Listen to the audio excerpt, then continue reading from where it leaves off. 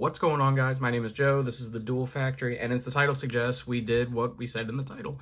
We took Fire Kings to a local and we won our locals. Now, we played a total of 3 on the release of this deck. The first locals I went to is this regular Wednesday local. It's only 3 rounds, so it's not that impressive. We went 2-1, learned some stuff about the deck, made some adjustments. We went to our Saturday locals, went 3-1 there. And then we went to a Sunday locals. We went 4-0 there, so we ended up winning that locals. So we had 2 X1 finishes, and then we had 1 locals win out of it. But this is my first initial draft of the deck, and as we go along profiling what, like the card choices and stuff like that, I would tell you what I would take out and stuff like that. I'm also going to be showing you guys a version of the Tri-Brigade version, which I'm going to be 100% honest with you. I think that's probably the best version of the deck currently, just because I think it can do more. But I decided to play pure with the Dio Bellstar stuff because I have access to it. And I thought it was the best way to use Ponix in your deck. And obviously that's the best new card that we got. But I'll go ahead and get into the deck profile so you guys can see what I played. So to start off, as you know, this archetype is actually over a decade old. But it's funny, we only play, I think, a total of 1 card or 2 cards from the original release of this deck. But this is Legendary Fire King Ponix, for those of you who don't know already. He has 3 effects. So when a monster whose original attribute is fire is destroyed, it can be special summoned. When it's normal or special, it can add a Fire King spell or trap. And then if it's destroyed, it can be added back to the hand during the next standby phase as long as it's in the graveyard. Card's really solid. It's like I said, it completely revamped the entire Fire King strategy. Like, you want to see it in every hand, and that's the name of the game. Get to Ponix, so that way you can play. For new support, we got 3 copies of Fire King Avatar Kieran. This card's actually really cool. So what it does is, during the main phase, it's a quick effect. You can destroy another fire monster and special summon it. So one, right off the bat, it gives you multiple ways to play around cards like Imperm Veiler. Not so much Ash, but it's also level 8, so it works really well with the new XYZ and everything like that. And then its other effect is when it's destroyed, either by battle or card effect, it can special summon a Fire King monster from your graveyard, and then it has a non-targeting pop, which is really good for this deck. So there's a lot of cool, like, I don't want to say like battle phase tricks and stuff like that, but there's a lot of really cool tricks you can do. And then, like, it's also like, it's like a typical mid-range deck, right? Like, it layers your interruptions really well. So that is for that. And then for the 2-ofs, we played 2 of the new Sacred Fire King Garunix. For those of you who don't know what it does, whenever a monster whose original attribute is fire is destroyed, either by battle or by card effect, you can special summon this card, and when this card is special summoned, it can destroy a card from hand, field, or your deck, right? So that's immediately right off the bat. There's cool synergies it has with Kieran, there's cool synergies it has with Ponix, there's really cool synergies it has with Barong, like so on and so forth. Like, the cards are really cool, but I've noticed, my initial build when we played on Wednesday, I played 3 of it, but I noticed I was always siding 1 out, so I decided to cut it down to 2. Because in the pure build, 1's not enough, 3's too many, I think 2 is just right. And then this is a little different. I am only playing 2 copies of Fire King Avatar Arvada, which 9 times out of 10 this deck doesn't actually use its normal summon, and Arvada's like the best normal summon, but I've also noticed that clumping it up in your hand is really bad. And I also wanted to experiment with Tenki, so we are playing 2 Tenki in the main. But for those of you who don't know what it does, is he's the only Fire King that can't be special summoned out of the hand when the card effect is destroyed or something like that. But whenever a monster effect's activated, you can negate the effect, and then you can destroy a fire monster on the field or in your hand. So that's really cool. And then for engine requirement, we play the 1 Barong. This is the only OG Fire King that we play, which is crazy. So that's it for the Fire King monster lineup. On to the Fire King spells. Currently, we're only playing 2 copies of Fire King Sanctuary. This is probably going to get bumped up to 3, but for those of you who don't know what it does, when this card's activated, it can put Fire King Island directly into the field spell zone. And then its other effect is when a card in the field spell zone would be destroyed, you can destroy 1 fire monster in your hand or face them on the field instead. And then its other effect, which gives you the interruption, is when your opponent special summons a monster, immediately after this effect resolves, you can XYZ summon a Fire King monster.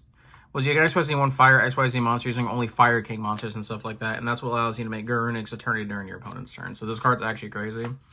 It plays around Droll really well because it doesn't add the card, it activates it. So I think we're going to bump it up to 3 in the future. We play 2 copies of Fire King Island. This is just basically Roto for your Fire King monsters, but it also serves as a way to trigger your monsters because it destroys then adds. So that's why Sacred Garunix can activate and whatnot. I've considered playing 1, but I think you have to play 2, because if they get rid of the first one, then you can't really play after that. And then I'm playing a couple 1 of Fire King spells too. So we play one of the new one, we play Fire King Skyburn, which I think that card's insane. And then we play 1 Circle of the Fire King, so I think this card's equally insane. This lets you dodge a lot of hand traps, and this is a really good board clear, and it also can serve as an engine piece to trigger your cards. I've considered playing 2, but I don't know if that is correct. But this is, like I said, this is what I played for this week. Or the week of release, I should say. And then on to the Sinful Spoil stuff. This is where the non-budget stuff basically gets out the window. We play 3 copies of Wanted Poster. We play 1 copy of Black Witch, which I've considered playing 2. And then we play 1 copy of original Sinful Spoils. There's not much to say. Like, the engine does everything you want to do. It's essentially 1 for 1 for fires. It gives you an additional draw. I mean, like I said, it does everything you want it to do.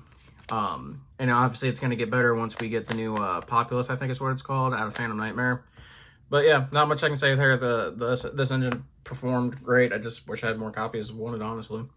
And then for consistency cards, we play 3 copies of Pride of Prosperity. Right now, in this version of the deck, I think you have to play it, because you need the added consistency that this card adds to your deck. Arguably, this card may be going to 1, depending on what they do with whenever we get our upcoming ban list or anything like that. But for now, we can play 3 of it. So this day, every list I'm going to play is going to play 3. And then I am experimenting, but I did play Tenki in this build. 1, it works really well with your Diabellstar engine, and 2, it basically puts more copies of Arvada in your hand without clumping your hand with actual copies of Arvada, if that makes any sense to you. But that being said, this card, like, as much as I like Tenki, it plays very heavily into Droll, which this deck has a hard time dealing with Droll if you're not already established. And honestly, just like, Searching Arvada is cool, but multiple copies of Arvada in your hand doesn't actually really do anything unless you have the gas already in hand, so it's not a starter card. So I think in the pure build, I'll probably cut Tenki, but that's why I want to play the Tri-Brigade build, simply because Tenki becomes a starter in that deck when you play it, but I don't know. But that's what I played for this event. And then the rest of them are just board breakers and not engine. So because you don't actually use your extra deck, we are going to play 3 copies of Super Poly, which at first I thought was really good, but now I think it's just average. I think it's going to get cut for either more hand traps or something like that, because I need to make room if I'm going to play this. I think not only if you play the Diabellstar stuff, I think you also have to play, like, currently before Phantom Nightmare, I think you have to play the Night Ear stuff, and obviously it's just because it gives you more access to Ponyx. But we played Super Poly. It was alright for now. I played 3 Super Poly targets and they were just fine. Never wanted any more, any less. And then we play 3 copies of Ash Blossom, which this serves dual purpose because it's the only fire trap, the only hand trap we play that's fire attribute, so it works with all your engine naturally. 3 copies of Imperm, and then we also play 3 copies of Valor because I think they're the best generic hand traps currently. These don't work under, the Valor doesn't work under Shifter, but that's fine. I'd rather take it as the better generic than play something else that just doesn't, that I think is just weaker in other matchups. And then we play 1 copy of Called by the Grave. This card's going to get cut. I'm just going to be 100% honest with you. And that is it for the main deck. On to the extra deck. It's funny because this extra deck, this deck doesn't use it. Like, these cards are just utility. But, like, we play 1 copy of the XYZ. Initially, the first day I played it, I played 2, but then I cut it down to 1 just to play utility cards. And honestly, the 1's probably fine. 2 lets you play a little differently because you can make 1 during your opponent's turn, and then you still have 1 live for the spell card. But I think for right now, I think 1's correct, but that could change. We are playing 1 copy of Dengursu. I think it's the best generic 8. It also works really well with Zeus and stuff like that if you have to go with the Zeus line. 1 Typhon and 1 Zeus. Like I said, I think these are just really good cards right now. This card's really good against Rescue Ace when you crack their board, put Turbulence back in their hand because it can't activate at that point. Super Poly targets, we played Guilty Gearfried, Mud Dragon, and Garura. These cards were fine. I think I summoned Guilty Gearfried once. But the Mud Dragon and Garura I summon a lot. And the Mud Dragon's really cool because it gives you another way to play through cards like Valor Imperm, because once you summon it before you do anything else, you just change its attribute to fire. And then your opponent has a really hard time playing with it. Now, for the Link monsters, my favorite ones that we played were Link Karibo, Sunlight Wolf, and Heat Soul. One of the best turn 1 plays you can do is an actual Heat Soul combo where I think you can do it with Ponyx and, you can do it with Ponyx and Kieran. But what you end up doing is using the Kieran actively in your turn, and then you make a Sunlight Wolf, then make Kariba under the Sunlight Wolf. The Sunlight Wolf will add back the Kieran, and then you make Heat Soul and draw a free card, and then on your opponent's turn, obviously, you draw another card. And that, even though that play doesn't seem that great, it's super powerful. And it's really nice as well because this is also a fire attribute, so it works naturally with your engine.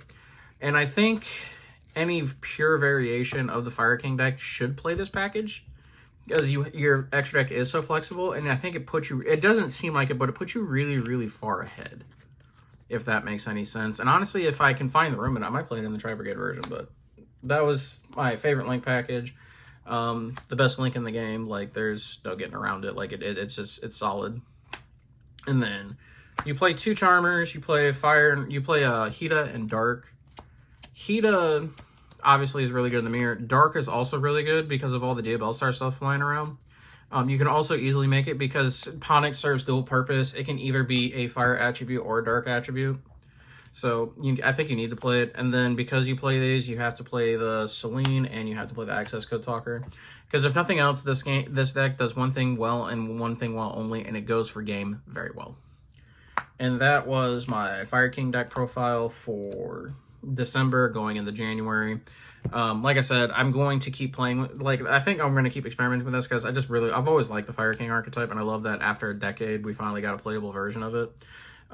And 2, I also really like the Tri-Brigade cards, and I think these cards go really, really well with it. So we're going to bring you that profile coming up next, and then we're just going to continue bringing you guys content. I'll catch you guys in the next video. Peace.